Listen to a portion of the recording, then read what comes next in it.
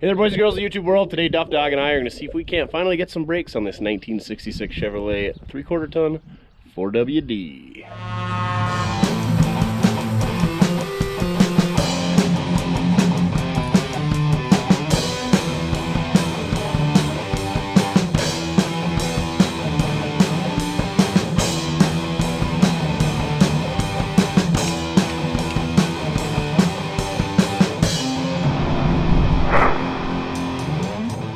That's right, in the previous video of this pickup that we affectionately call the 66, we got this 327 running after somebody stole the radiator and the carbonator off of it. We got it back on the road, but it had zero brakes. Let's not try to put it through the shop wall, even though we might lose the shop anyway. And we also had to run it off of a marine tank. So we're gonna sneak a new tank, not a new to us, new to the 66 tank, behind the seat, and we're going to see if we can't put some brake parts in it that we've had laying on the shelf, other than the wheel cylinder that should go on that side that we had to steal and put on the old ramp truck up there, and maybe do a couple other things, maybe get a tune-up. I don't know, we're going to see. It needs brakes. It's been sitting here for about a year. We need to get it running and driving because it does no good otherwise. Maybe we'll even put a bolt in that license plate that's hanging on for dear life. And apparently we got flat tires on the unibody and Rex and the King, so we're gonna pump up some tires here for a bit, see if Rex will start up. This thing's reliable as the day is long. Get that out of the way, and we're gonna get the skid steer. We're just gonna drag it inside. It's been sitting long enough that we accumulated some stuff in the back. Look like some Model A wire wheels.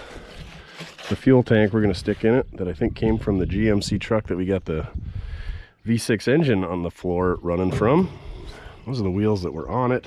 A random rim, a random rock, a random oil can, a random seed sign. Has this thing got a flat tire too?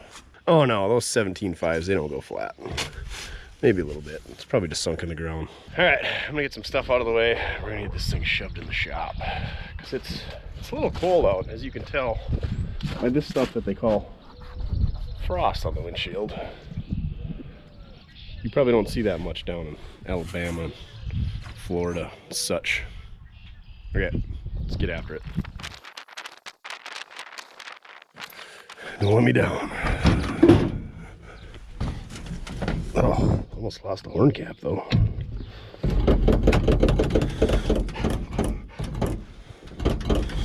Did we steal the battery out of this thing? Yeah. Sure enough, that disappeared. Has the King got one in it? That's gone. What do we got around here with a battery that we can steal? Bronco? Hey, there's Florida, man. You're coming with us. Now Rex is gonna live.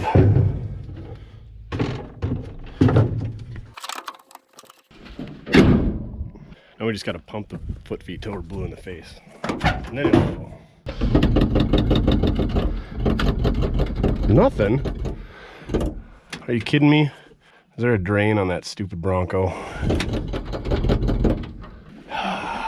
Well, we could use a battery sponsor this week by the looks of things. Luckily, there was another Interstate DT78 hiding in the unibody. Hopefully, that one didn't have a drain. It's getting cold out here. No, no.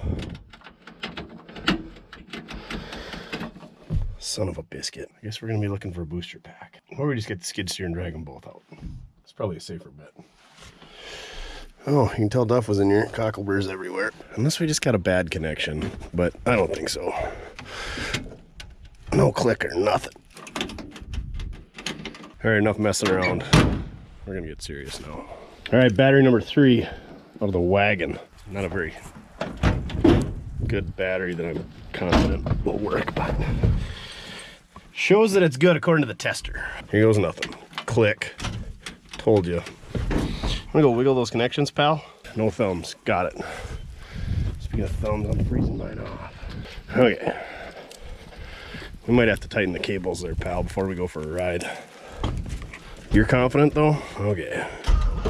Oh, take her out of gear. That'll help the battery.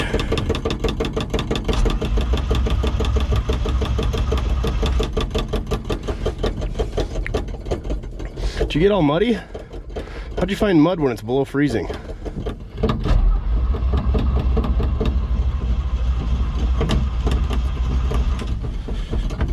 Oh, she's a pumper. Oh yeah. You like wrecks, don't you? Yeah, me too. Well, if the hood wasn't up, then we could see out the windshield.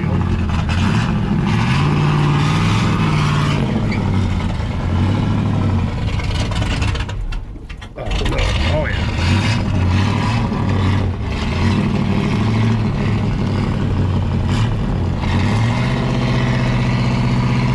What are we gonna run into? Ace Ventura it out the window here.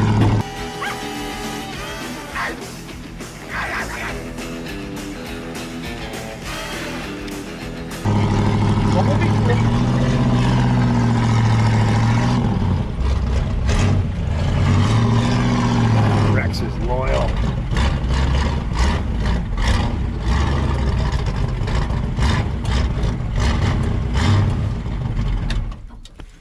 That's all the further we're going, sorry man. Oh, she's a good rig.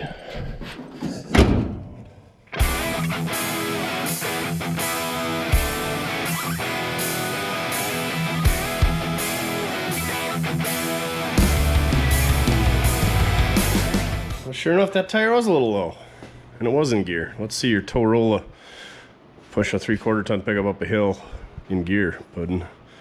I'm gonna go see if I can find some parts. I'm gonna let this thing thaw out, and my fingers thaw out as well. Not unthaw, thaw out. And try to make a game plan. I don't remember if I got a master cylinder for this thing. I probably did. But it would be a great opportunity to convert this thing to a dual reservoir. Oh, hopefully I got radiator hoses. Icky flexi hoses. And this radiator, from what I remember, was a little squishy because we took it out of Rex. And obviously she's pretty green. And it's not held in by much. Oh yeah, the radiator support mount bracket thing was missing. And then I remembered it's in the toolbox, I think. Which is also part of the hood latch. And we could probably use some new battery cables. I know how much Wes likes these. And, oh yeah, that one's real toasty. Can't believe you drove it on that. And we could maybe make a hard line for the carburetor. Oh, red plug wires. Did I have those? Yuck. These things, the things we did a year ago. The belt's not real tight either. Okay, let's go find some parts. Make a game plan. Mickey Thompson valve covers. Bleh. So we got old Blue shoved off to the side here. Got her jacked up. So I'm gonna slide the jacks down underneath it, but I'm gonna wait till I get the wheel off. Let's start with doing some brakes. I got some wheel cylinders and some brake hoses. Obviously we're one right rear wheel cylinder short because we put that on the ramp truck. And some radiator hoses. And I forgot to order a master cylinder. So we got one of those coming, but we can pick away at this stuff first and everything else that's on the list. But let's get some brakes. Here we go.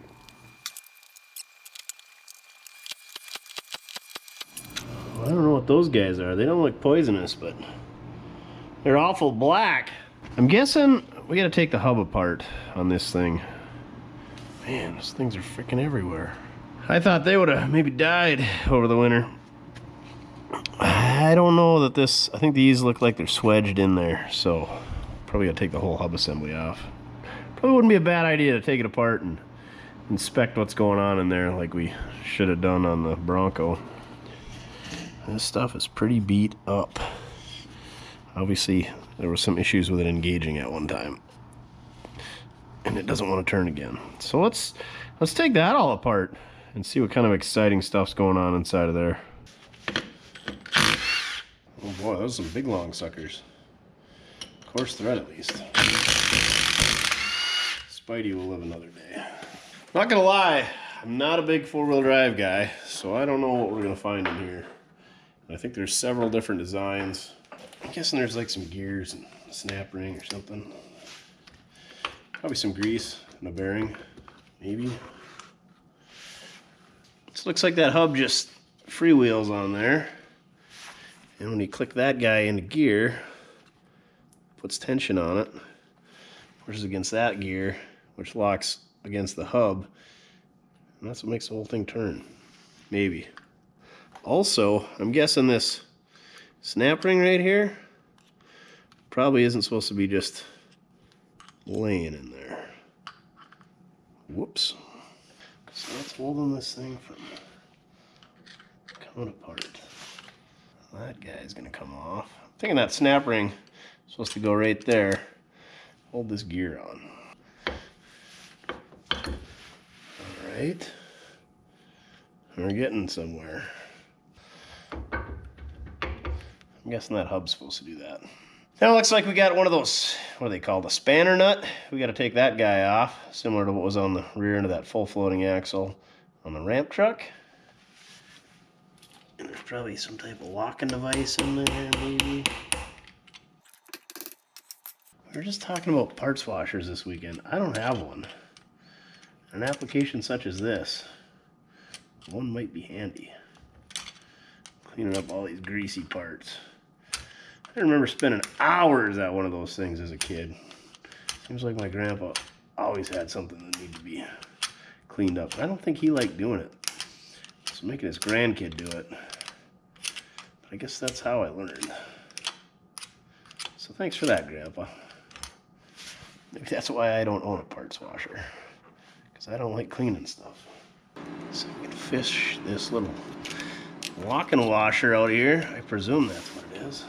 Isn't there like a pin that's supposed to lock in somewhere? Or it locks in on this other nut? I don't know. Not really sure how this works yet. I really hope the shoes and the drums look good, because we don't have those. I'm guessing these drums are unobtainium, being a 4-wheel drive 3/4 ton. But they're probably hashed.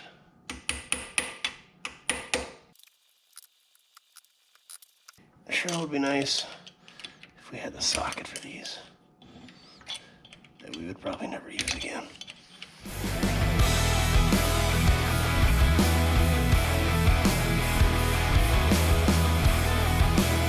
One eternity later. Let's see if this son of a biscuit's gonna pop off now.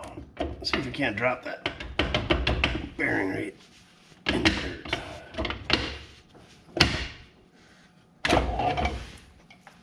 Well, good news. Drum looks good. Shoes, that one looks good. This one is paper thin. All right, we're not even gonna clean that adjuster up because this shoe is toast.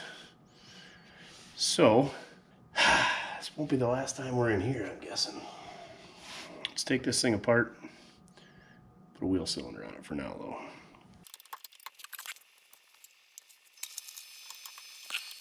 We are experiencing technical difficulties. Please stand by. All right, let's clean up that snap ring and make sure we get her in there this time, because old Benny had it walk out on him, it appears. Maybe. I don't know if it was working before or not. Maybe this was a new issue where it just finally come off there, but there's a little groove at the end of this axle, and we gotta put that snap ring on there so it holds that gear to it from sliding in and out, apparently. Oh, it's a special guy or what? It's got these little notches in there. Your standard snap ring.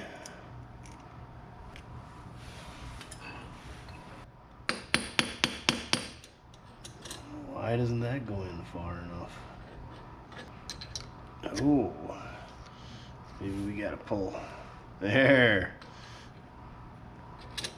Gotta slide the axle out and push that gear in, because the axle will slide in and out, and then we'll be able to get it in the groove, just like so. Easy peasy lemon squeezy. And all this does, when you lock it in, it pushes that gear out. Just got like a spiral gear in there. When you turn it back, it sucks it in. Push it out, sucks it in. Basically just locks the hub to that axle shaft. Pretty simple setup. When it works, I guess.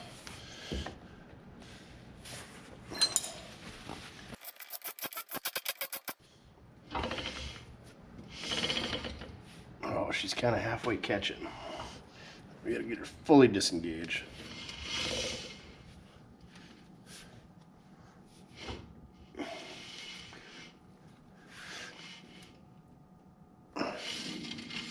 There we go. Now we just got to go up and screw the steel line out of the center of this hose, and there's a big nut on the outside that holds it. These are kind of a strange design. It's got that big nut on the outside, that's the threads on the outside for, and then the threads on the inside are for threading the steel line in there. Looks like it's a pretty good size one, so it must be 1/4 inch. And I'm guessing with the exhaust manifold there, and the shock there, and the clutch linkage, it's going to be real sweet to get out of there. So probably not going to be much to show you other than a whole lot of me struggling and swearing. So I'll probably just update you on how that went. Not much to see here, a little bit different than I thought it was going to be. So here's our brake line that comes down right here. Goes into this junction, which I guess would be a T. And it's got this, well, I guess I would call it a banjo bolt. And that's what threads into the back side of that brake hose. And then it continues out the other side of this block. And then I suppose this runs to the back or over to the passenger side. So it's not a line going directly in, it's a T with a banjo bolt that goes into the back side of that hose. Interesting stuff. I wonder what the other side's got. This one should be a lot of fun. This is what I thought it was going to be. So here's the brake line coming in, and then it goes into the back side of the hose. And so you got to get this nut off, and if you get that nut off, then you can push it through the frame rail and get access from the outside. But the problem is you can't really get at that nut either. So it's real sweet. If the engine wasn't in here or the exhaust was out, then you can get at it pretty easy. But not going to be much fun. We will get her though. Can't really show you the process because there's not enough room for me to get my hand in here and the camera. There's not enough room for anything, not even a tool. So just imagine my frustration. That is all. Getting pretty good at this pointer though. It's the claw. Nothing can stop the claw. Oh, and just so you know, I did put the jack stand in here. But these are the original shocks too. They all candy cane twist to them.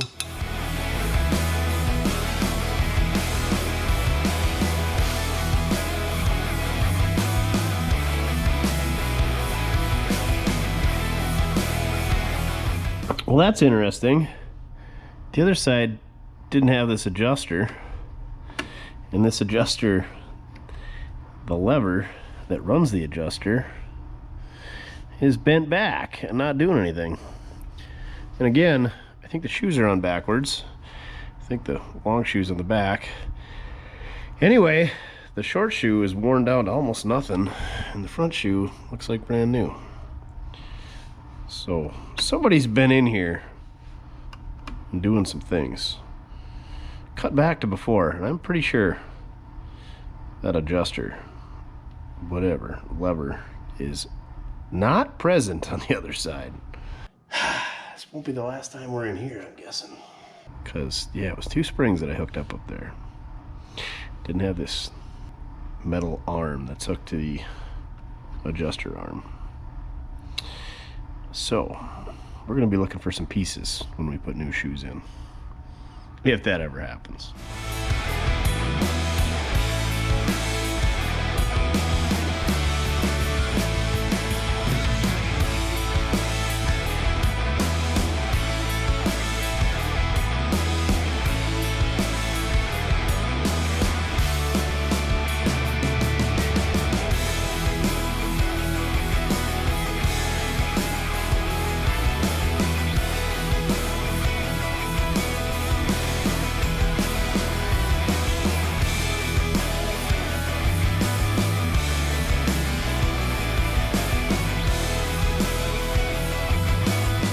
We got this side pretty much back together. Looks like somebody knocked a chunk out of this lockout here, so they got a big ugly washer on there holding it in place, but it'll do.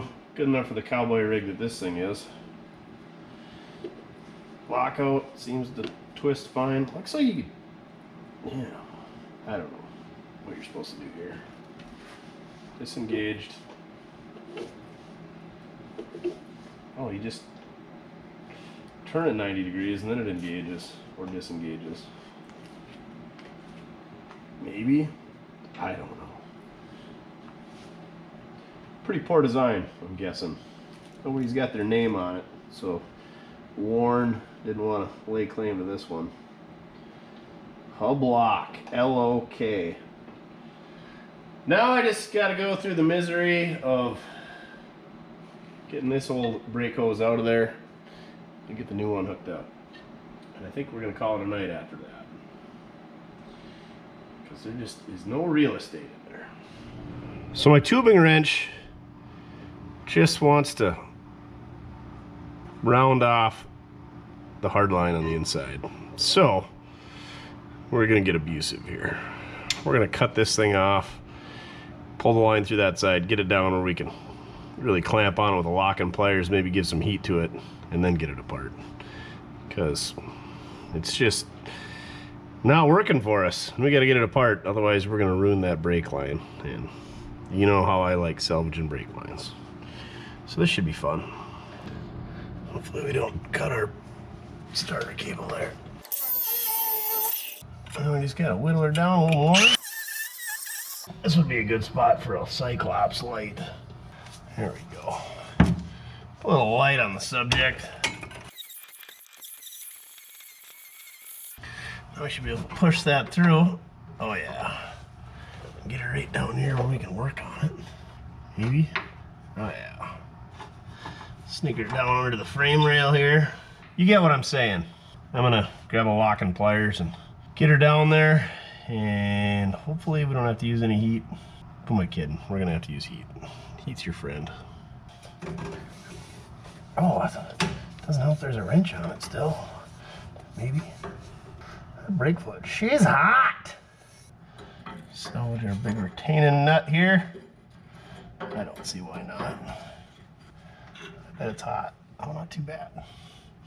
That's the nut that holds the brake hose to the frame rail.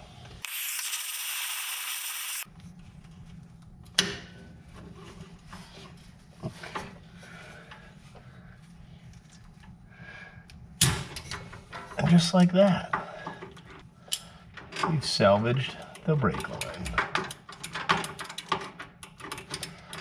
And hopefully not burn down the shop.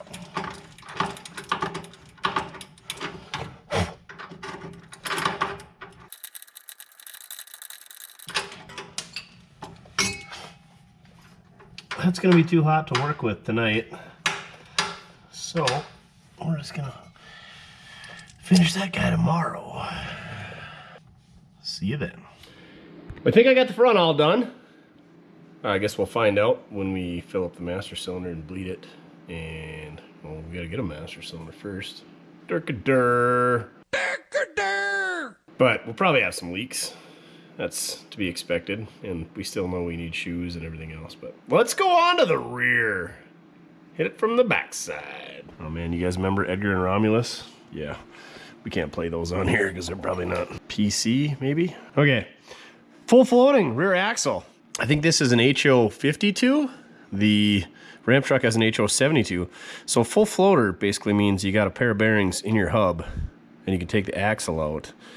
Or you can break an axle and none of the weight rides on the axle. Basically the axle is just to transfer power. Where on like a, say a 10-bolt Chevy, if you break that axle, the whole wheel can fall off because the only thing holding it is a C-clip. So as a Ford 9-inch, is that a semi-floater? Because it's got a bolt-in axle and your outside bearing is riding on, or the wheel's riding on that outside bearing, which is bolted in. So if your axle breaks, at least on the inside of the bearing, your wheel won't fall off, but then you're only riding on one bearing. I don't know. Full floater. You got two bearings out here, and it's not riding on the axle. It's riding on the, I guess the spindle, maybe? Is that what we're calling it? somebody else can explain it better. A lot of experts out there. A lot of people commented on that video about the ramp truck. So, and I knew this stuff, but I just don't know how to put the words into my mouth and make them come out and barf them out. You know, Wes, he could explain it real well. Anyway, single rear wheel, HO52, dual rear wheel, HO72. Somebody's probably gonna correct me on that too, but anyway, full floating rear ends, I think. Pretty much same process as the ramp truck. Pull this axle out after we pull the wheel off, and then there's gonna be a nut and a washer, another nut in there, and we slide that guy off, and then we do brake things. Easy peasy, lemon squeezy, until it's not.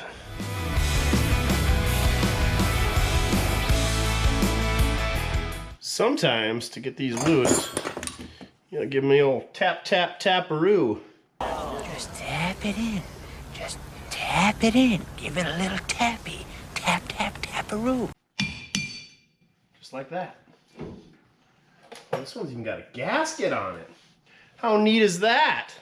How neat is that?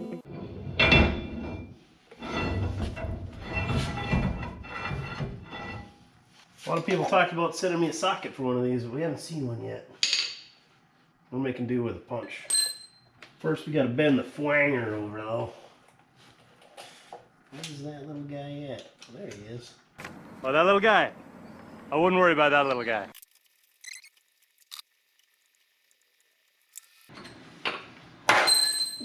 Didn't even drop it in the oil pan.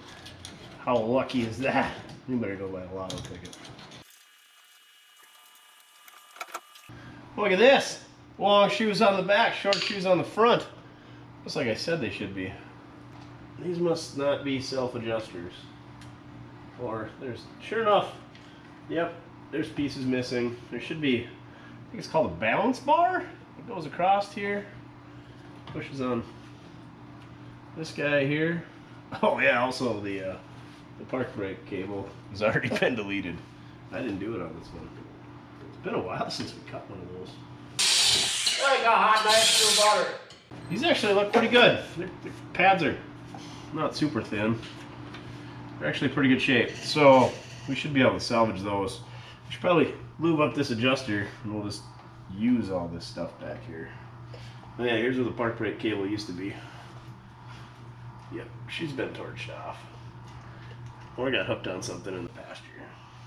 If you're gonna do drum brakes, get yourself the old Snap-on 131A. This thing is way good. There's a lot of generic knockoffs too, but I think you could probably get one of these on eBay for 30 bucks. And they're worth it. Good stuff. I'm gonna get the line off the backside, and then we're gonna pull the mounting bolts out, and we should just be able to get this wheel cylinder right on out of here. Ah. Mortske law. If there's an oil pan, whatever you drop is going to end up in it. Oh, it's already been half rounded off. Perfect. I love it when they do that for me. Yeah, let's just put the locking pliers on it from the start.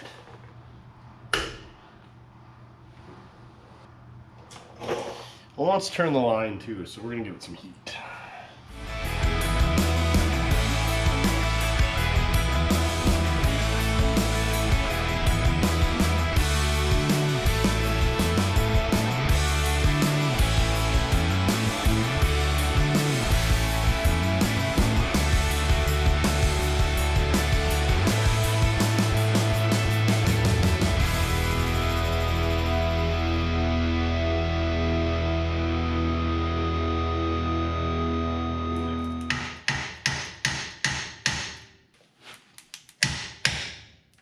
So the two bolts that hold the wheel cylinder to the backing plate, are they like a 5/16 thread, and then they have a 3/8 head on them, so they're kind of like a fuel pump bolt on a small block Chevy. So they got a real small head on them. That's what she said. And the one was kind of tight in there, not only in the wheel cylinder, but also in real estate around it. So it was starting to round off. We don't want to do that because I don't have any of those bolts like that, and you got to have that small head because it's tight for real estate. So you give her a little heat with the torch. Got it out of there. A little heat goes a long ways. So if you're thinking about buying a torch, or you're thinking about making a big purchase for your shop, I would say get a torch. Because you can weld with it if you're good with it. You can use it as a plasma cutter. You can use it to bend things. You can use it for breaking stuff loose. You can use it for cutting things. It's just super, super versatile tool. And I use mine all the time. Puddin', his just sits in the corner and collects dust. I don't know how he does it. Doesn't ever use his torch. The whole week I was there, didn't use it once. I use mine, not daily, but several times a week.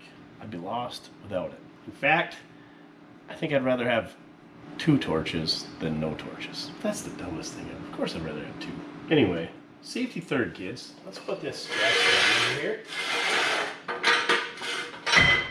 Rant over about torches. Yeah, one of my favorite tools. Like I said, big expense. I got a plasma cutter. I've had it borrowed to my dad for like a year and a half now. And there's been like twice where I'm like, oh, it'd be kind of handy to have that thing. Never use it. Puddin' uses his all the time. Welders use those things a fair amount. Not much lately because we haven't been doing much fabric hobbling. Alright, back to doing braking things. I hope that wheel cylinder's the same. I was going to show you this. So the brake line comes into this junction block, which is basically just a banjo fitting, and it's got a banjo bolt and a copper washer on each side, and that's what threads into the back of the wheel cylinder. So you know what's going to probably happen? These wheel cylinders are probably opposite of what they were on that ramp truck, and we probably don't have this side, but we have that side. Anyway, the brake line doesn't thread right into the wheel cylinder like on the ramp truck. It threads into this banjo fitting first. Kind of weird. So let's see what we got. This is the one that we have. 9 o'clock whistle, Duff. And sure, oh, it's coming out the right direction. Looks like the bleeder shoots straight out instead of at an angle like that one. Oh, just kidding, the bolts are at the bottom side, so yep, it's backwards. This is for, so what would have fit the right side on the ramp truck fits the left side on this rig. So you could see the line comes out the same spot on each of these, but the bolts are different. Oh, and the bolt spacing is different. Yeah, the way that these bolt on looks like they're about a 1/4 inch difference. And this wheel cylinder looks pretty chewy. Awesome! We can never get the right parts. Good news is we got a new wheel cylinder on hand for the other side of the ramp truck. Bad news is we got no rear wheel cylinders for this thing. We can go dig through my stash. That's what I'm gonna do. I'm gonna go dig through my stash. Oh yeah, and these ones are machined for a brake line to go in there, and it's a different style of connection for how that banjo bolt fits. So I do have some extra wheel cylinders from that 58 GMC project, so maybe those will be the right. And we'll throw this one on the shelf and label it 1972 GMC ramp truck. We're just getting killed on parts lately. Got nobody to blame but ourselves, I guess. And maybe Rock Auto for not giving us the right option. I'll take the blame. Hokily dokily. Oakley dokley. I'm gonna go see if I can find a wheel cylinder. Well, as you can tell, we're back here at the vise. So that means we don't have a wheel cylinder. Those ones for that 58 GMC had the right connection here. They're machined the same for that banjo fitting, but they had a wider bolt pattern. And Rock Auto only offers one other wheel cylinder than the pair that I have. And there's no information on the bolt pattern. So let's check to see how crappy the bores are. And they're froze solid. So these brakes probably ain't been working for a while. We got a squirter. Oh boy, she's rusty in there. Oh, for cheese and rice.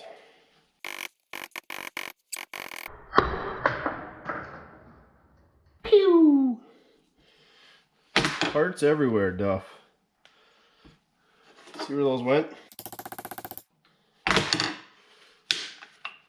Oh man. Yeah, we had to smash that cup, or that piston up against that piston, and really screwed up our spring setup. Where did the spring go, Duffel, up against?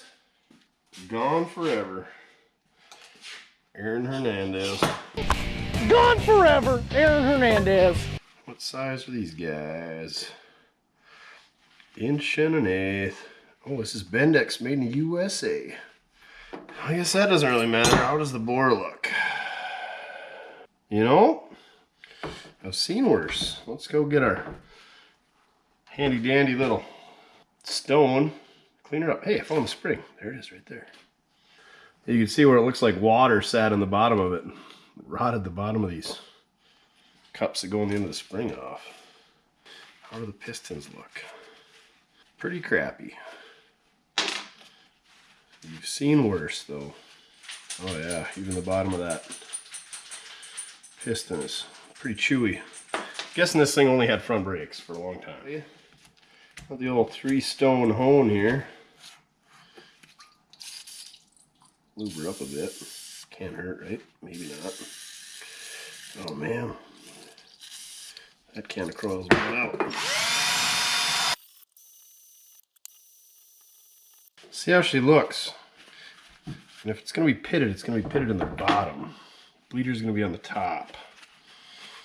So, wipe her out a bit.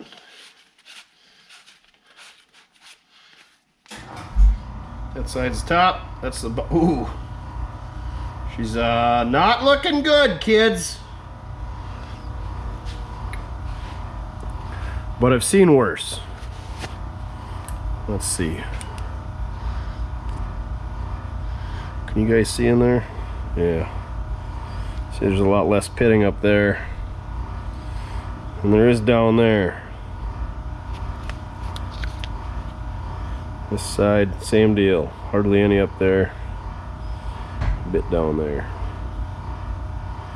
But it's all we got, so see if we can't cobble it together. Maybe hit her one more time with the hone and then blow everything out. Let's see if we can get that bleeder out of there first before we get too crazy overhauling it. Somebody was saying that you can ream these out and sleeve them, or they make oversized pistons or cups or something. I'm like, I don't know how that works. It's definitely not feasible with how cheap new ones are, if you can find them.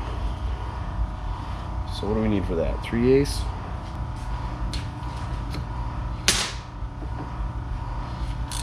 Don't snap off. Oh yeah.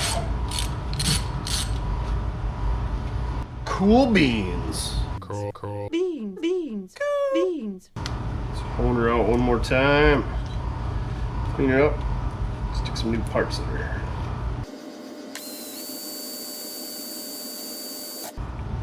You don't want to do that. I guess we're done there.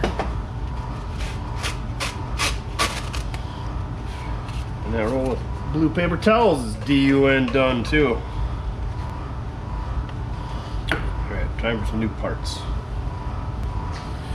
Oh boy, look at this old gem, an EIS AHC5030 C530.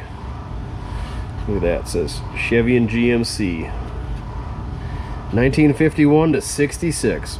Also fits a 63 to 65 wheelies. Or Dodge truck 64 and 65. Oldsmobile 42 to 51, and then again in 59 to 66. Yeah, this is classic. This is probably from, everything goes up to 66, so I'm guessing this was about 1966.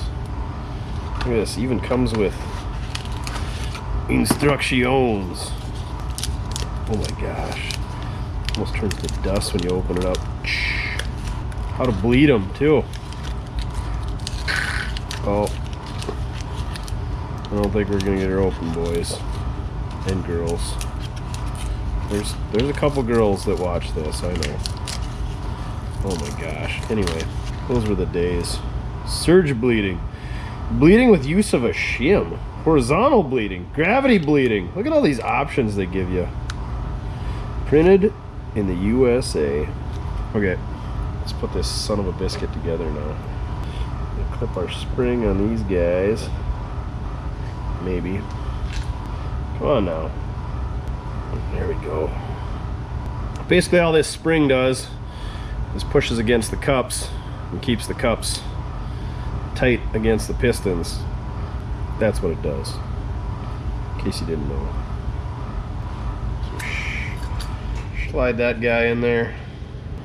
USA, use with expander. Good stuff. Now I need to go clean up those pistons and put those guys in. I'm gonna go hit them with the wire wheel. Is it this one?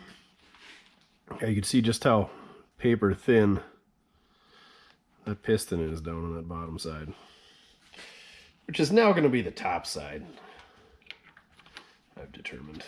I don't know why. Just mixing her up a bit. Ugh. You got our new boots, Das Boot. Why does the last guy chug out of a shoe? It's no shoe! It's just boot! And we'll go, ew. Who'd have thought that bleeder'd be all full of crud. We'll clean that. Little gal up. And we got ourselves a freshish wheel cylinder. I should get the part number off this, see if we can cross-reference it. And get the right one, because I wouldn't bet my life on this little guy here. Okay. Let's get the drill. Oh, son of a biscuit. Let's get the drill bit. Another tool I like using a lot, vise. You can get away with a cheap one for a while, but get a good one. I like these Wilton bullet vices. Puddin's got one too. Where they made something Park, Illinois. Schiller Park, Illinois, USA. I think this is a 1963 model. A couple days older than me.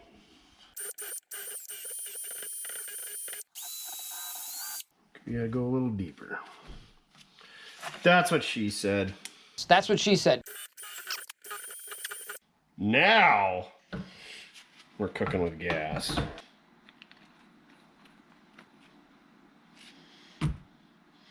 Yay! Only one more side to do. Oh yeah, reverse procedure. Put it all back together. Easier said than done. Just kidding. It's gonna be a walk in the park. How is a ballast bar missing? Balance bar? That's what they call that bar that goes from the front shoe to the rear shoe, and it's got that little clippy spring deal on it.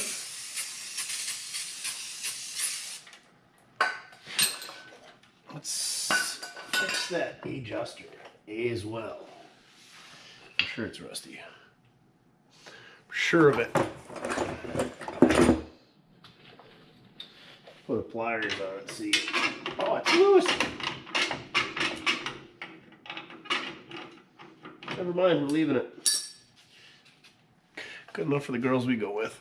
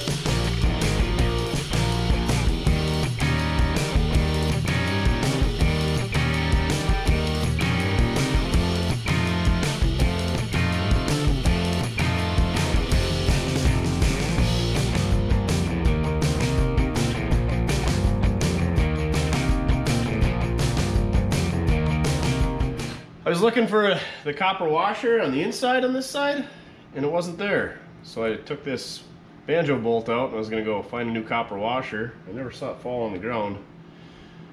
And the last person who put it together had 2 washers on one side and none on the other side. So I'm thinking they weren't getting fluid back here, because otherwise it should have leaked. So I don't know. I was just talking to Wes about his quadrajet carburetor today, that he's really been getting after it. And he found some more issues with it. And I wish stuff had never been touched by certain people. You know, I'm probably guilty of it a couple times. I just hate when you open something up, somebody's already screwed it up, like all the parts that we're missing in here. So I'm gonna go have to find another rear end to steal all the parts out of. But anywho, yeah, somebody had stacked up these copper washers. Interesting. I don't know why it wouldn't have leaked. They must have really had it cranked down.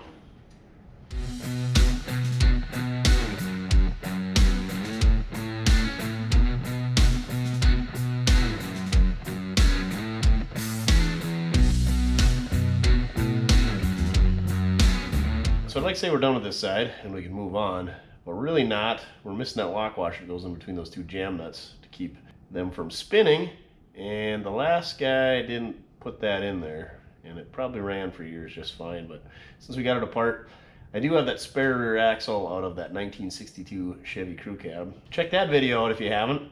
We converted that to 5-lug from 81 or 82 Suburban. Mickelson Racing, he was supposed to come get that. I think he gave me a case of beer for it. He hasn't come and got it yet, so we're gonna steal that lock washer out of there, put in here, and maybe steal some brake parts too. I don't know. We'll see what it looks like. The wind's blowing about 50 miles an hour out there, so we're not gonna do much filming, but I might take the skid steer out and drag it inside if I can get to it. But it's a sloppy, yicky, wet mess out there, so I don't know if we'll get to that tonight. Maybe we'll go up front and see if we can't get a fuel tank in here and put some battery cables, all that good stuff. I haven't decided yet. I'm gonna clean up my mess here, then we'll figure it out.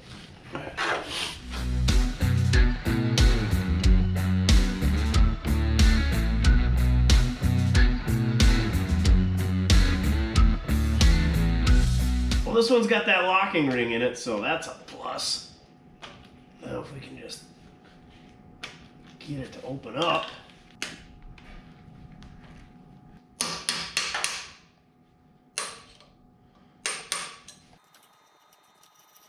Here's the piece we're after. I think we're gonna keep tearing it apart just to see what there is in there for brakes. If it's got the right stuff. Or it's got more stuff than we had. Maybe we'll even rob. Oh, it's got different wheel cylinders. Oh, those brakes are altogether different, I think. Yeah, the wheel cylinders that are on here, the brake line actually threads right into them. But we could always swap backing plates, I guess, if need be. That depends on if the rest of the stuff jives. I don't know. Just kidding, this thing's locked up. So we're just gonna put her back together, and we're gonna steal our lock washer and call it good. That's why it pays to never throw nothing away. And it pays to give your buddies deals on parts that they never come and get. So thank you, Mickelson, for sponsoring today's lock washer. You're a gentleman and a scholar. We'll just take it off your storage tab.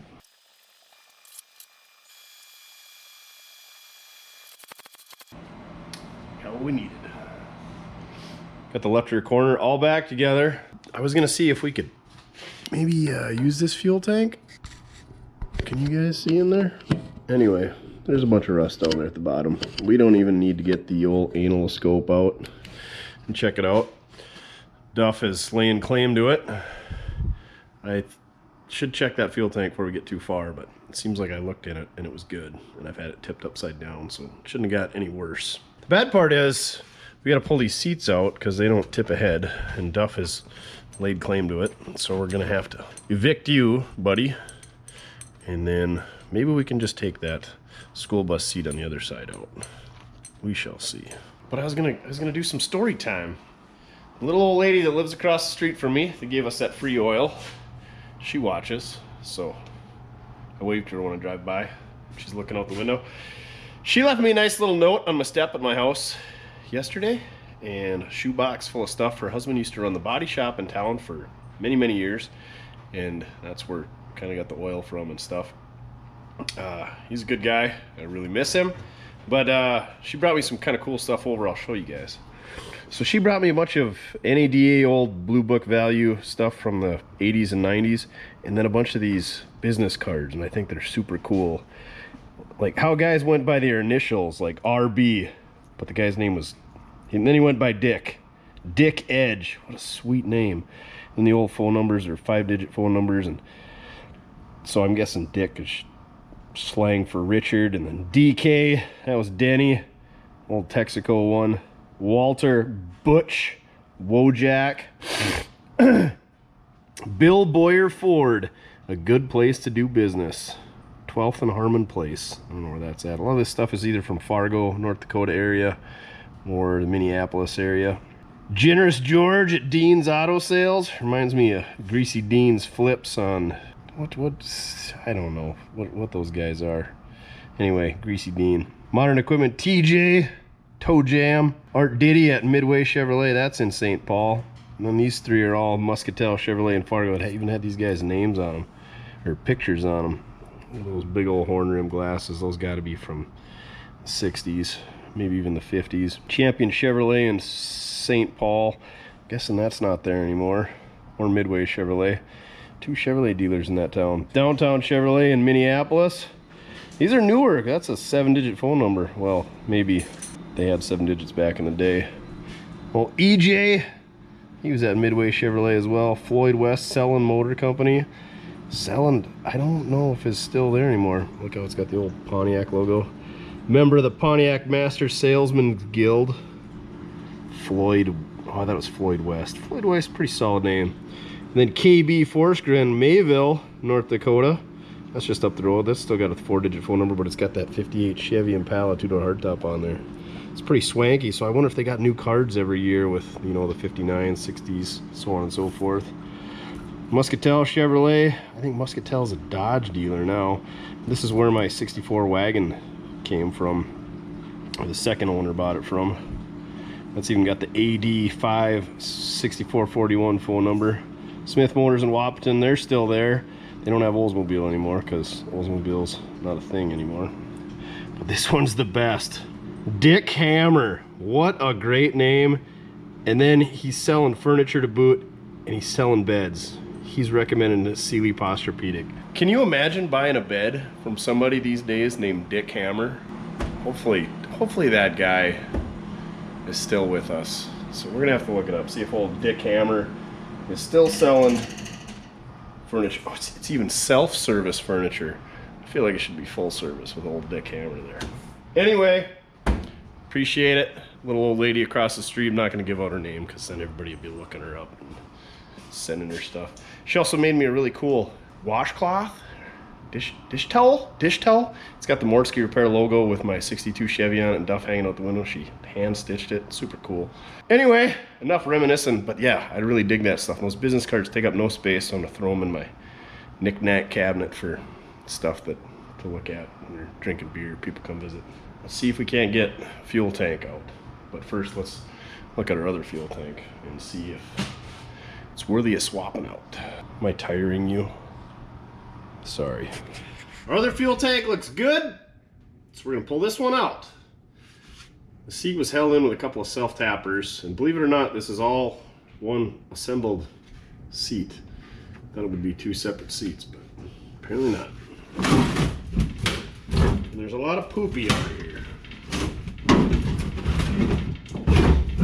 Duff, if you could lift up that side, that'd be great. Ha! We could be Iowa Classic Car Ryan! Oh my gosh. This is great.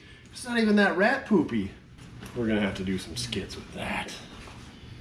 That sweatshirt, not so good. What are these Gore-Tex?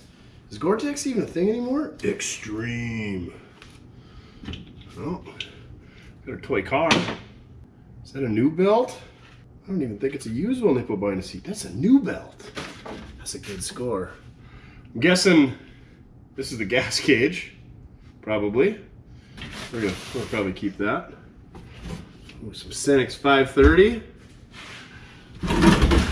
I'm guessing these are for some type of farm implement. Oh, are they for the top of your jack on your 12-volt jack? They still got the tag for max. I'm sure you could do a lot of things with those. What we're gonna do is get them out of here. That's what we're gonna do. Ew. I think with all this rat poison in here, we'd see a lot more dead rats. Now we just gotta unhook our fuel line. Looks like our ground already unhooked itself. Our wire for the gauge. And these 2 bolts here. Let's lube those up a bit. Just so we limit the possibility of us snapping them. I wish Puddin was here to use his sucky vacuum cleaner and pressure washing skills to clean this out. This is not good. Ugh. Okay, time to take a fuel tank out. What do we need?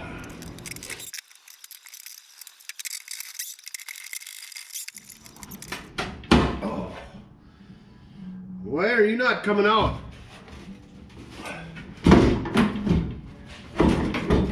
Probably because it hasn't been out of here since 1966.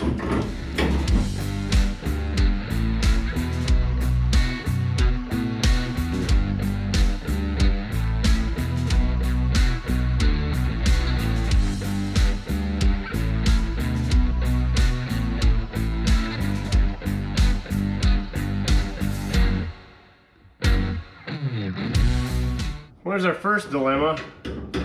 Apparently, big GMC V6s have bigger fuel lines.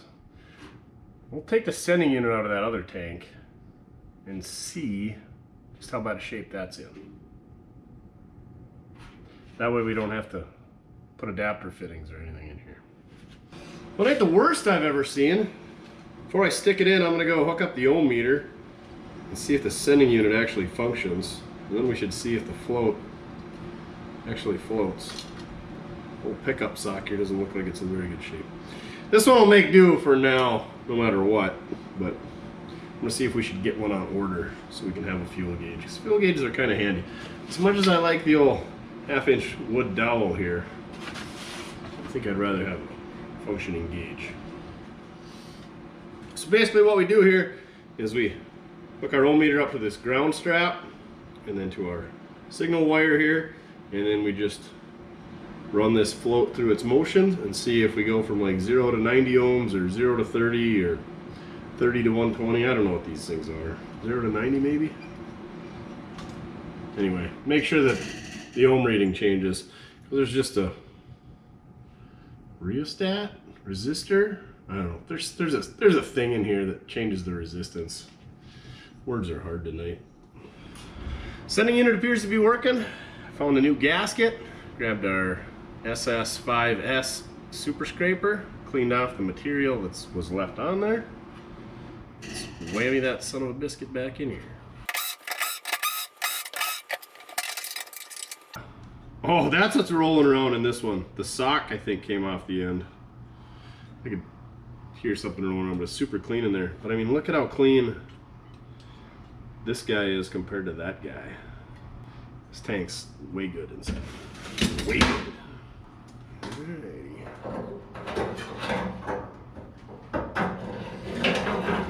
Can somebody tell me why these sending units have a special bolt pattern that only goes one direction? I mean, it's not like you're gonna install it with the pickup tube facing the wrong way. It just makes it a pain to try to get the gasket matched up with the holes. Irritating.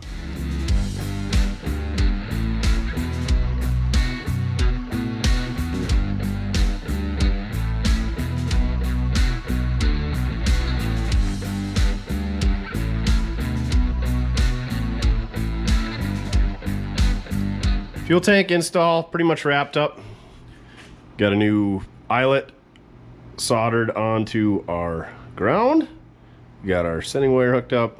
Got our fuel line hooked up. I'm gonna go underneath and replace the rubber down at the bottom here where it goes to the line going up the frame rail. And then we'll put a new chunk of rubber going to the fuel pump. I know I should have blown that out before I hooked it up, but you know, we're dumb. Need a new rubber boot here. Should be good enough. I want to see if I can find a seat that's more comfortable and not as hideous as a school bus seat bolted to a boat seat that we got going on here currently. I really like the OBS seats, the 88 to 94, preferably the full bench with the one little armrest for the driver's side. I think a blue one would be pretty cool for this, but we'd take a gray one or even a tan one. Heck, we'd even take a red one. See what we can come up with, and it ain't gotta be perfect. Good enough for the girls we go with is all we care, right? Duffel up, I guess? There's no seat in there, you goon. Anywho, somebody's gonna jump me if I don't say anything about it. I did put a new brake hose on the rear. Took a little heat to heat her up and salvage the brake line running down the frame rail. Wes was just texting me today saying, I don't know how you can save all them brake lines. I have to cut every one I got. Of course, heating it up, I blew the hose out of that fitting like we always do, but we got that replaced. So brake's pretty much done. Master cylinder showed up in the mail today. We got an FVP. Hopefully it looks nothing like the one that's on the box, because that's pretty late model-ish. These are pretty common, made in Taiwan, for all the GM master cylinders. Look, it's a single reservoir, just like is on here. But they gave us 2 bleeder adapters, goofballs.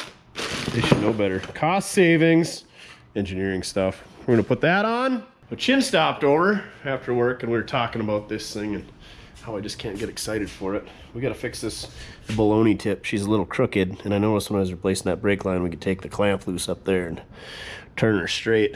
I remember in about 99, 2000, going to see Tim Simon in Webster, South Dakota to put exhaust on here, and he goes, you guys want the exhaust level or do you want it level with the bumper? And we're like, I just put it level with the bumper. I'd love to find a matching blue patina box for this. It's got to be an 8-foot box and it's got to be blue. Don't send me emails about your red box or your green box or your new old stocks box sides. But maybe we could patina match it. But I want to find a blue one. Get a lot of emails about ramp truck fenders. I think we got some lined up semi-close down by Brookings, not too far away. They're the right color. They're off of 67, so they don't have the marker light, which I kind of dig. And your worthless information on GMC fenders. 68 GMC fenders are the same as 69 to 72 Chevy pickups. 68 to 72 GMC fenders are all the same, which are also the same as a 68 Chevy. And then 67 GMC and Chevy fenders are the same, but 69 to 72 Chevy fenders don't work for a GMC unless you change to a Chevy front end. If you got a blue box side or know where we can get one, or a whole box, it's, you know, in the Midwest preferably, or down by Puddin, or somehow we could get it here, maybe by Wes, or even just this panel. We could do like the red, what was that, an 84 K20, and we could just cut her off here, seam her all the way up to here, and then weld her in. Even if you had a green one or orange one or whatever, we could probably cut one in and then do some foo-foo can blending. Maybe? What do you think? Do some painting around here? Because this thing's actually pretty solid other than the floors. Like the cab corners and rockers ain't bad. We could knock that dent out. They all got their rot here. She's got a couple whiskey dents up here. You know what? If you got a blue fender, we'd take that too. But this thing's been through some fence lines. But that box side is by far the worst. Right, Duff? Okay. Oh, and here's our military boat seat thinger. Bolted with a 1/4-inch bolt and double nutted to the other side of a bus seat. Real classy. I want to get rid of that.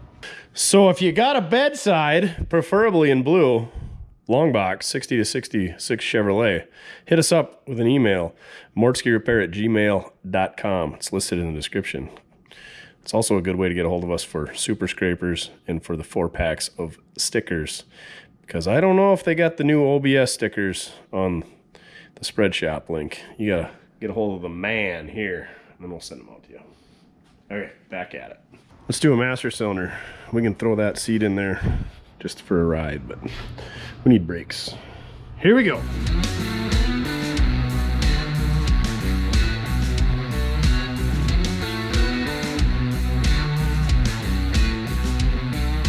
Pretty easy swap, 2 bolts. The rod isn't even hooked into the master cylinder. Look at this, warning, do not bench bleed this master cylinder. You will damage the cylinder. It must be bled on the vehicle before vehicle is driven. Oh, you don't say. I've never seen one where they say don't bench bleed it. Even though you guys know I never bench bleed them anyway. Also, if you got a box side, hit us up with an email, mortskerepair@gmail.com. Okay, back at it. I want to say easiest master cylinder swap ever, but I feel like that'll jinx us, so we're just gonna say this is a fine master cylinder setup. Also, when I swapped out the master cylinder, when I took the boot off the backside, there was a bunch of brake fluid in behind it, so that last one was leaking internally.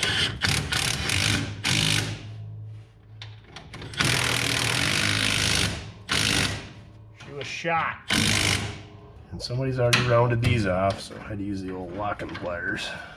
Always use a line wrench, kids.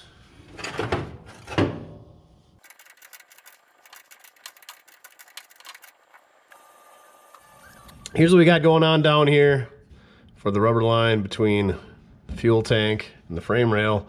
You can see when I was putting that fuel tank in there, I was kind of moving this fuel line around a bunch, and that was right in here was what was flexing. Good thing we didn't fill that tank up, because I feel like this rubber hose is shot. So I'm gonna put that on there. Also, when I was under here, look at these cab mounts. I've never seen such a thing. It looks like they kind of float, and they got this hook so they can't go up too far. I don't know, and they're clearly blown out. I'm not super familiar with 60 to 66s, but maybe this is a 4-wheel drive only cab mount or something. I guess I don't remember seeing anything like that. Usually they're similar to what we got going on up here. It just kind of rests on it. Oh my gosh, look at all them self-tappers. And you can see where the screw had blown through that was holding the seat in.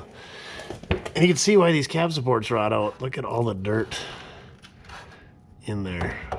And no way to get it out. It's supposed to fall out back here, but it don't.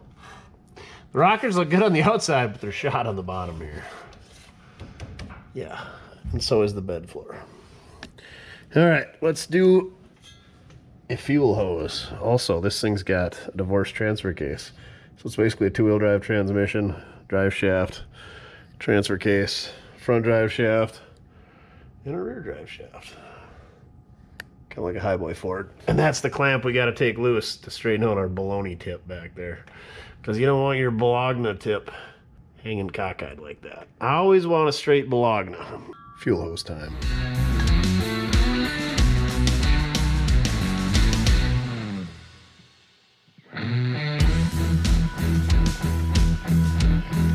We're gonna blow this part out though. We'll blow what's out of this one down into the tank too. It should be fine. At least it's out of the line then. What are the odds it picks it back up in the tank? Pretty good. Should have left the cap off to do that. Oh well. Cripes, is that 5/16 when I brought 3/8? 3/8 is gonna work. Isn't it? Nope. Let's get some 5/16. Let's do her right.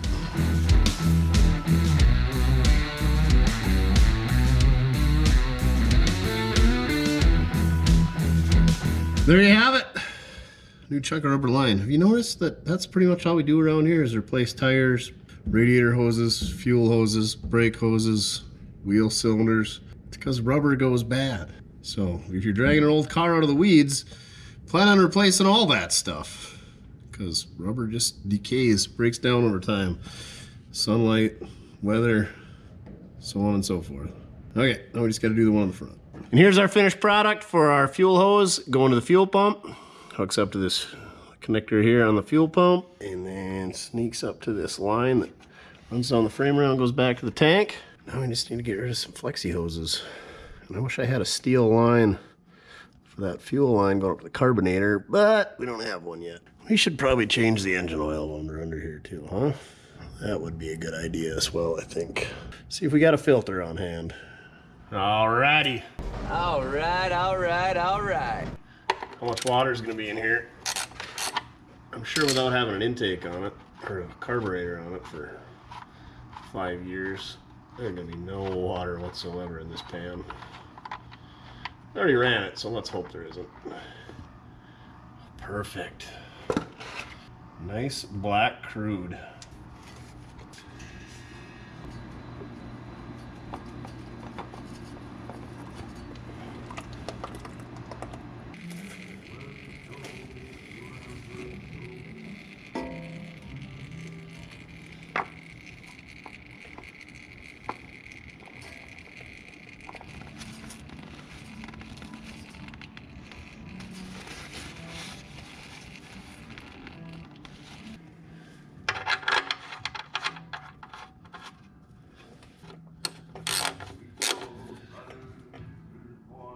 I swear you could give me the most simple task involving fluids and I'm gonna spill everywhere. That one's only about a half bag of floor dry, not too bad. Never fails. Good news is my floor is never really that dusty. It's well seasoned.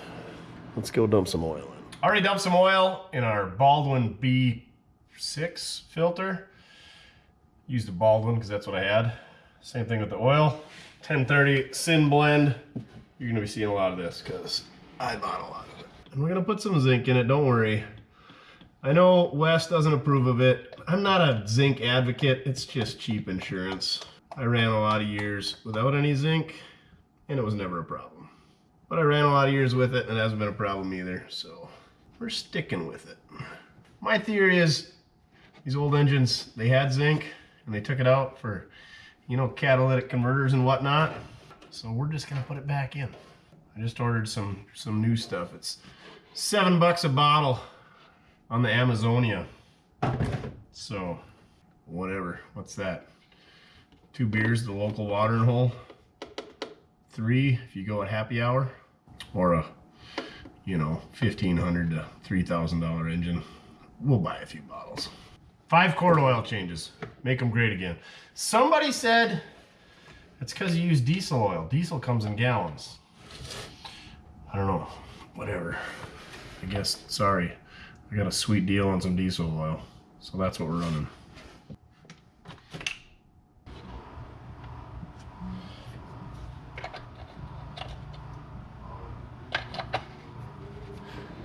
What do you think, Duff? Brakes are bled. Duff pumped the pedal. I hooked up the bottle with the hose, you know, doing that type of bleed, pushing the air out thing out the ends. The syringe didn't work for me. I don't know. And for once, I actually used this bleeder that's on the master cylinder on these guys. I cracked her open and used the syringe to push it in that way because that seemed like it worked. Now we're gonna swap some Radiator hoses. I don't know if this thing goes like this or like this. I'm thinking we're going. I like it this way, I think. I don't know. I haven't decided yet. Fits either way. I think these things are supposed to have a steel tube in the middle with a chunk of hose on each end. That's what the 66 two-wheel drive has anyway, but we're gonna put this on there. Either way, somebody's gonna yell at us for doing it wrong. Radiator hose time. Already got her drained, so hard part is done.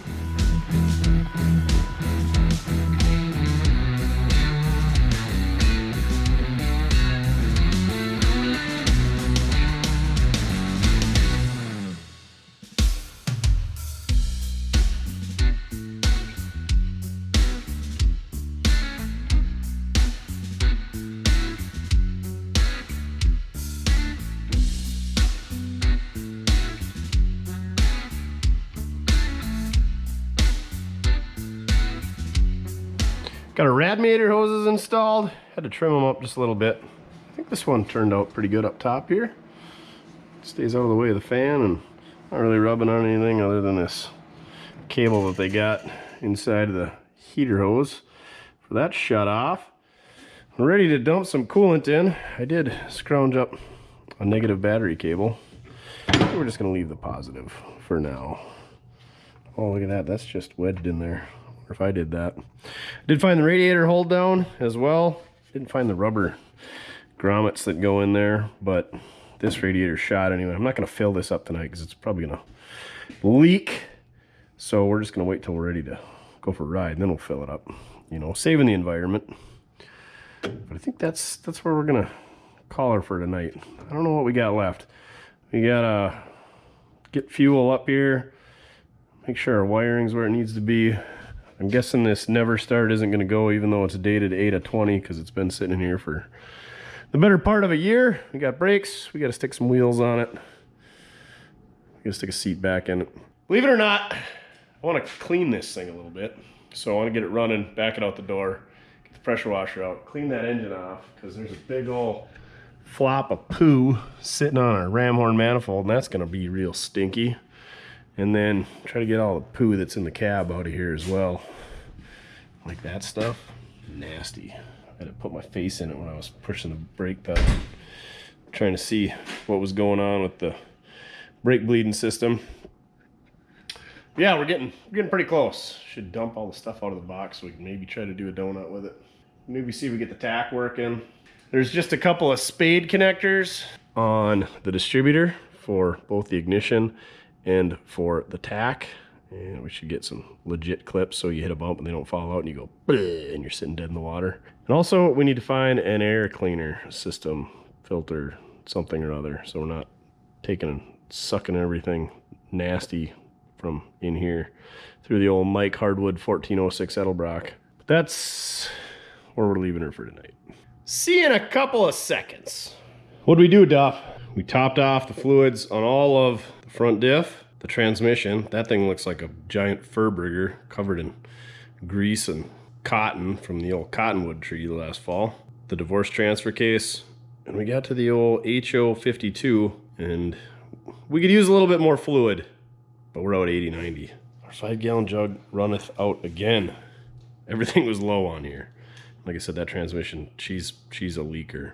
I think it's an SM420, probably. Small input. We're gonna stick some wheels on now, set her on the ground. Oh, let's see if it fires up. How about that? Oh, when we were underneath there, we loosened the clamps on the exhaust pipes, and we straightened the old Bologna tip out, didn't we, Duff? How's it look? Yeah, it's not perfect, but it's better. I agree. So let's see if this thing fires up. A little fuel in there, probably enough to throw a battery in it. And if it pops off, we're gonna run her outside while we still got some daylight. Pressure wash that nasty cab out and the engine off. And maybe even try to spritz that transfusion a bit too. Try to get some of the fur off of that thing, because she's looking pretty grody. I had to scrape a bunch off just to get the check plug out. And I don't know if you guys know, but there's a plug in the side of the differential right there. It's not the check plug. It's about yay long, and it's got like a jam nut on it. I threaded that out a long ways, about that far, and I was like, that's not a drain plug. So if anybody knows what that is, comment down below. Okay, let's throw some fuel and battery in this thing. See if she lights off. Remember, Duff, don't be a wank. Top off your tank. Yeah, not ideal setting these wheels here with it, Duff. We'll get them out of the way though. There, all better. Little all 17.5s. Are they 8x17.5s? Yep, 8x17.5s.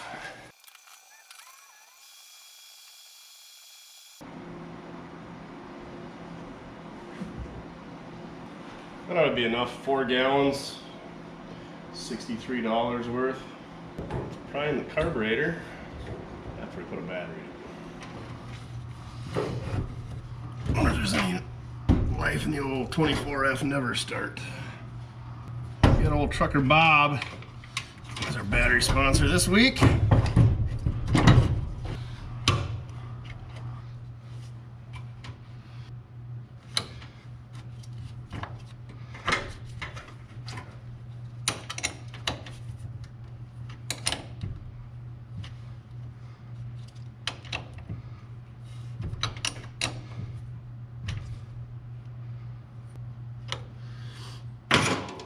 All right, let's go tap the key, see what happens.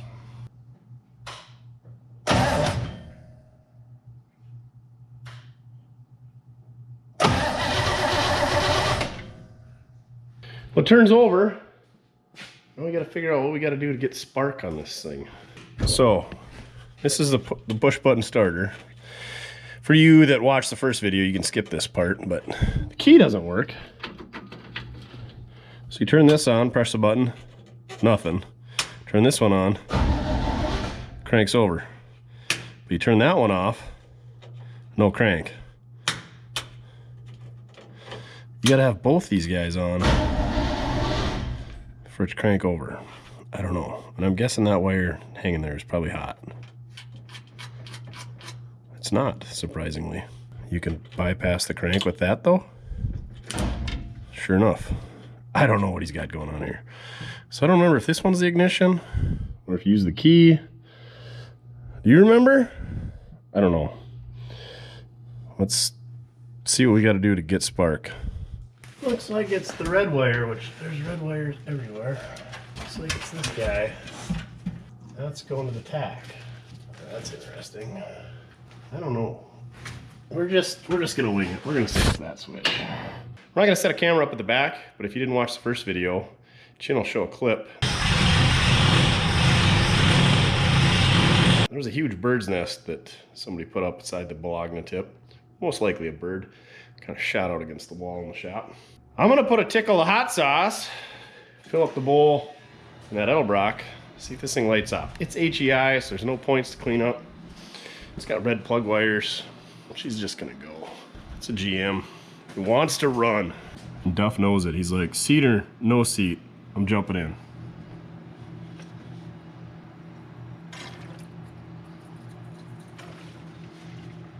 Let's see what happens.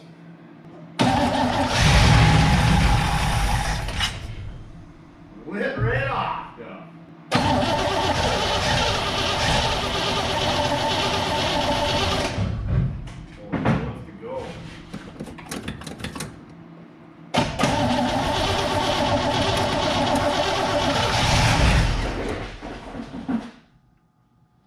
In gear. It's out of gear. Whoopsies.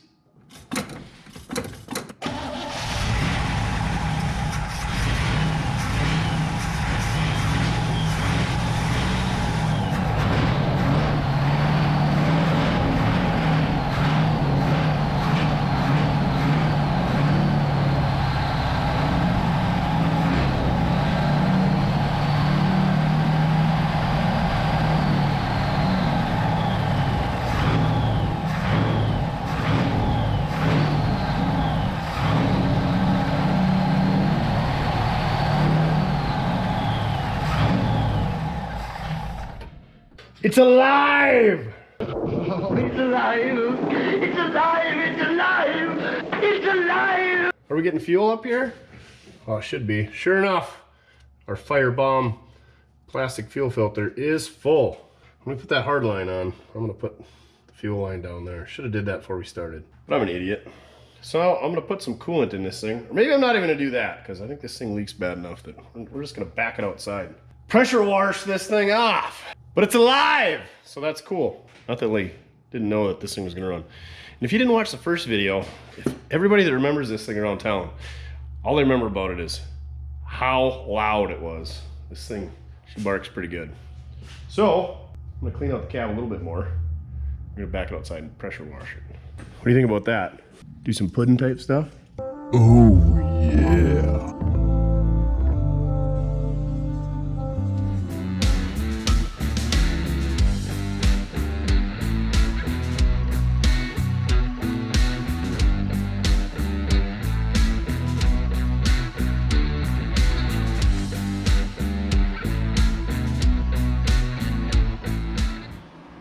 Gosh dang lug nut short.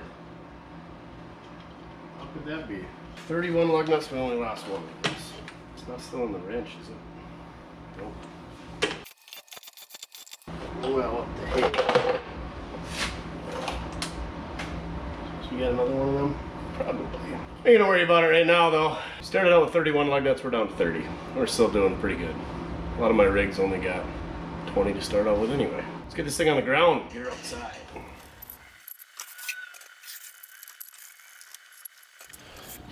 We need a seat. Everybody talks about milk crates, but all our milk crates are full.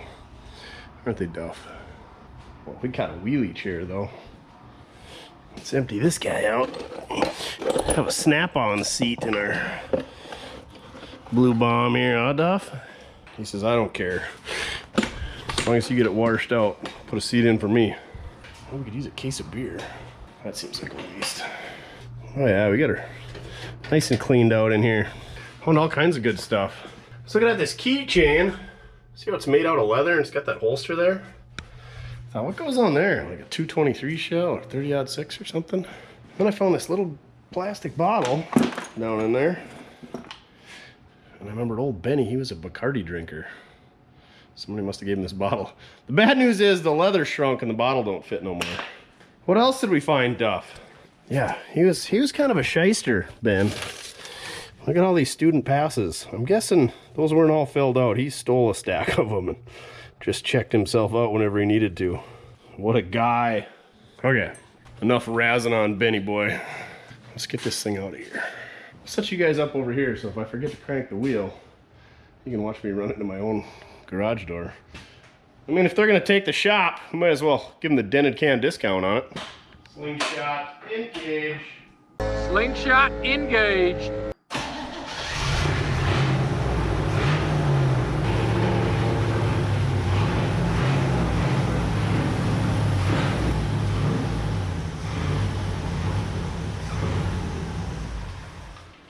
Oh, we made it. We didn't even smash into the door. Look at our nice Exxon Valdez-like spill. One of the worst oil spills in U.S. history. What's the name of that? Horizon? Is that the one where they had to cap the hole in the ocean? Horizon-like spill there. We should get that cleaned up before Greta notices. How dare you! And that's some 8090. That's brake fluid. That's just water from the exhaust. Look at this yahoo trying to run my dog over. Yeah, you tell him, Duff. It's pressure wash.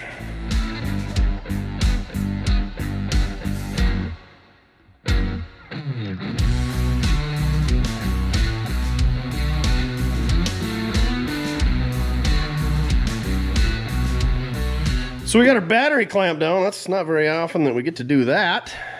We got our engine all spit shined. Not very often we do that.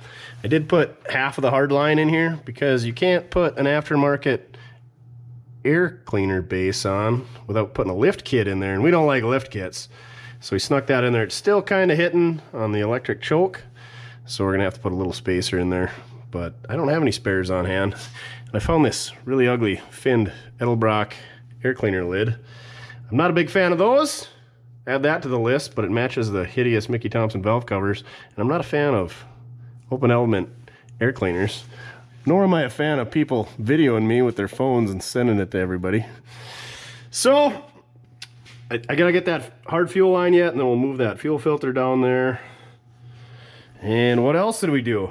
I think that's about it. We're pretty much wrapped up under here. Need to put coolant in here. I got a new Radiator coming because this one was all green and crappy, and that's why we took it out of Rex and it pukes all over. Ew.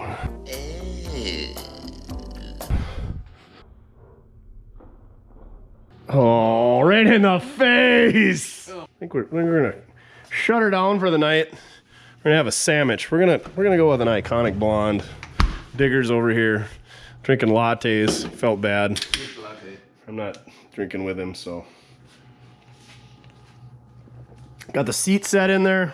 Gotta bolt it down yet. I'm gonna try to move it back as far as I can for leg rooms. And because the existing holes are blowed out, so maybe we'll actually put real bolts with washers on there, or try to use the existing stock holes. That would be great. How about that, Duff, so it ain't flopping around. They just had self-tappers, and those are no bueno. All right, good enough? Good enough. We'll take her for a ride in the morning, an RIDE. What do you think about that? He says, I'm ready to go, right meow. Now what is so damn funny? Oh, and the tack does work. I don't know if you guys knew that, remember that from the first go around, but we definitely got to do some wiring because I keep forgetting all these switches on, and we're gonna have a dead battery, or worse yet, burn the shop down. It's actually pretty clean under there. I thought he put newer heads on it, but these heads don't have the accessory holes, and I tried finding the suffix for what this block is, but it starts with a CEO, and there's no suffix. The suffix is just a number, so I wonder if it's an aftermarket replacement block or something, but either way, we don't care. See you tomorrow. In several moments. We got this thing out here leaning on the hill. Leaned it the other way before lunch, this way after lunch. Should be good to go. And over here in Rex, with another flat tire, and a bunch of tires in the back, we got this OBS seat. How bad is it? It can't be any worse than we got in there, right? It's not all swampy from being out here. Oh yeah. I think it'll dry out nicely. Maybe. I'm gonna prop this up in the sun, so hopefully it dries up a bit. Then we'll stick that in at a later date. Then it'll be ready for anything. These are good seats. Scratch that idea. We got a red one stashed away in the penetration station. This has got that sweet armrest in it. But it does have the ugly headrests. You can take those off. And it's red, which isn't ideal. Nor is this wind. But yeah, they made these in a bunch of different patterns. Like this obviously is tweed and bigger ribs in it. Doesn't have the headrest, doesn't have the flip down. They made them in vinyl, which doesn't hold up as well and is ugly and hot and everything else. Yeah, let's stick that guy in there, Duff. What say you? Duff loves these, as you can tell by all the Duff hair on this thing. Should we save that any longer, or should we throw it back in old Rex there and take her to the dump? I think we'll take it to the dump. All right, let's get a new seat. Well, look at a Duff. Oh, that's way better, even though it's red. This is why I don't like headrests, because they stick up above the window, especially if you got a big back window pickup. They look terrible. But you can even use the factory bolt holes if you slide the seat in the right orientation. It's pretty much a direct bolt in. Way good. Should we put a bolt in it, or should we just rip it? I think we just rip it. Now we gotta get all this trash out of the back though.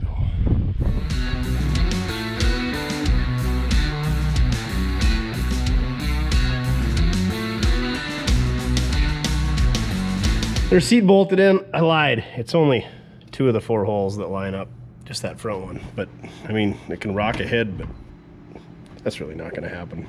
You're gonna be pushing back most of the time anyway, you know, from the pure acceleration of this thing. Right, Duff? Got a overflow hose on the radiator. You know, vacuum hose, don't use a fuel hose because they're big and ugly. Got it topped off, so I'm gonna pull our handy dandy filter off there.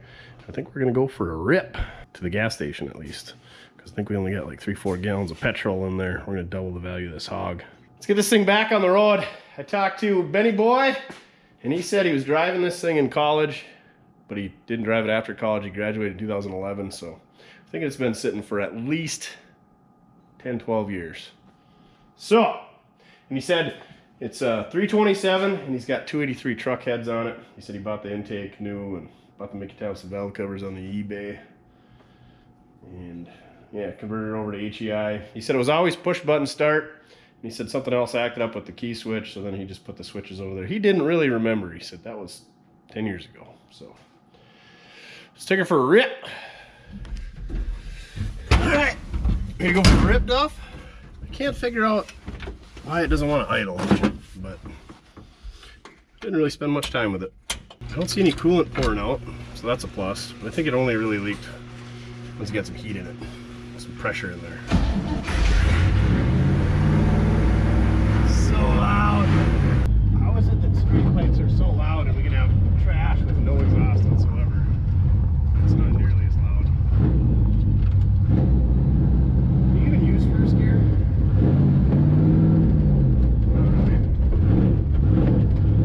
Well, that big lumpy cam, huh, Duff? Is my door latch? Crack in the windshield is like perfect eye level.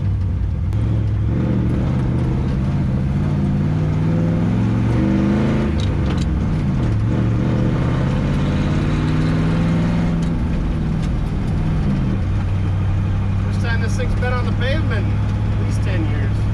How's your mirror over there? Good? Perfect. I feel like the old 17.5s are a little square.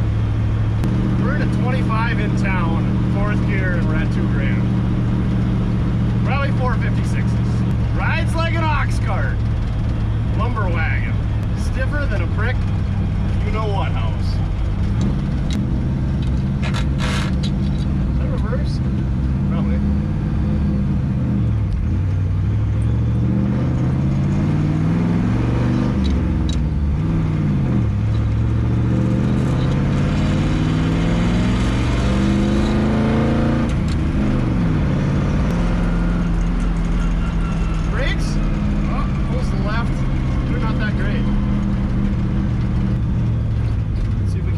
the value of this thing.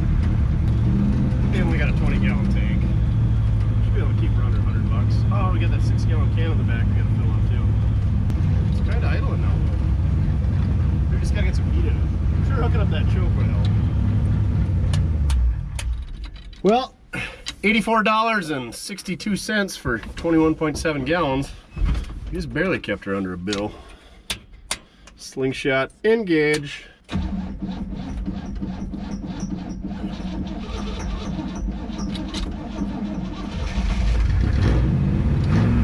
ride might be short-lived.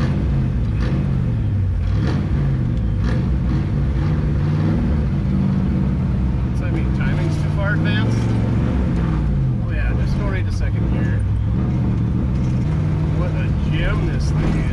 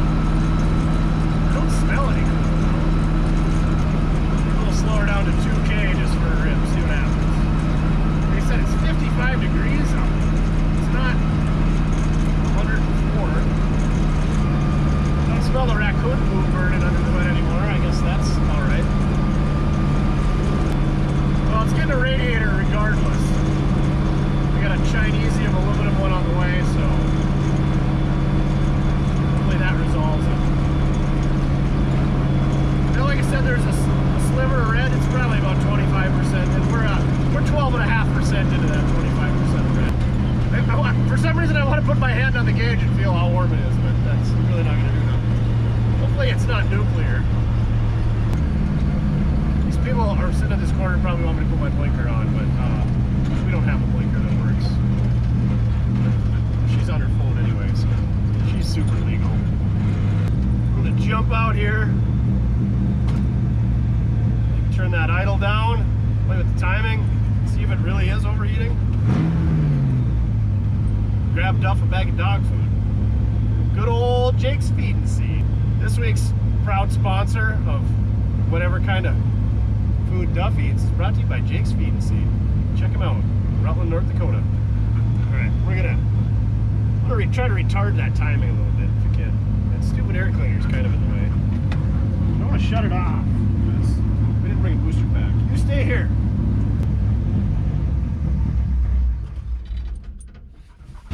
Well, I retarded it and it died.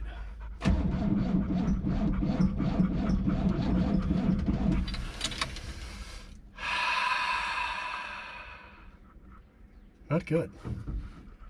Should have just left it. It is warm. It's not nuclear, but she's warm.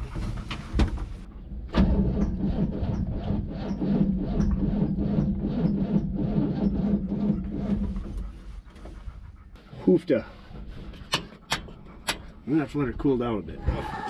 Well, Jake, he figured it out. He says, take the thermostat, got the center out of it. See if that fixes it. Because he's a smart fart. You're a fart smeller. That too. ASC? Certified. American Soil Conservation? Yep, pretty much. And then you got this guy, because he's a cowboy. Look at his shirt, Wrangler. Anywho, we're gonna put her back together with a gutted thermostat. And I don't think it's charging. I think that's why it's turning over tough, because we put Jake's brand used Top Vision booster on here that his dog chewed up. And it cranks over good. You got a wireless snap-on? Do you even know how to use this thing? It's like brand new. No, never used it. It smells like new. You gonna come help there, Easton? No, Easton, not happening. come here. All right. Let's see how far we make it this time.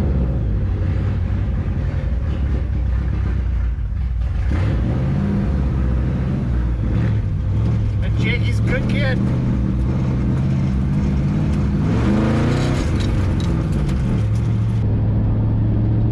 Now let's see if we can make it to Benny's.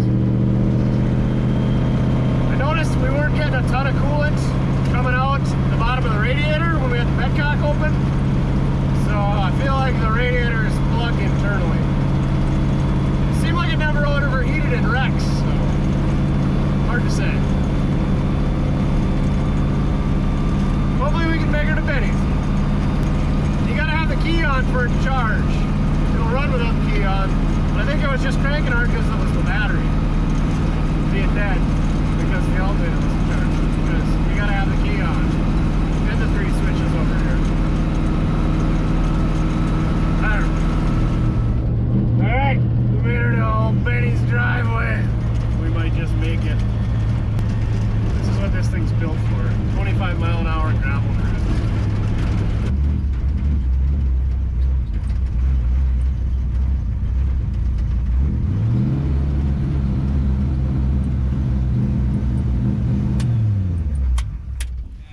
You gotta put it on, Benny.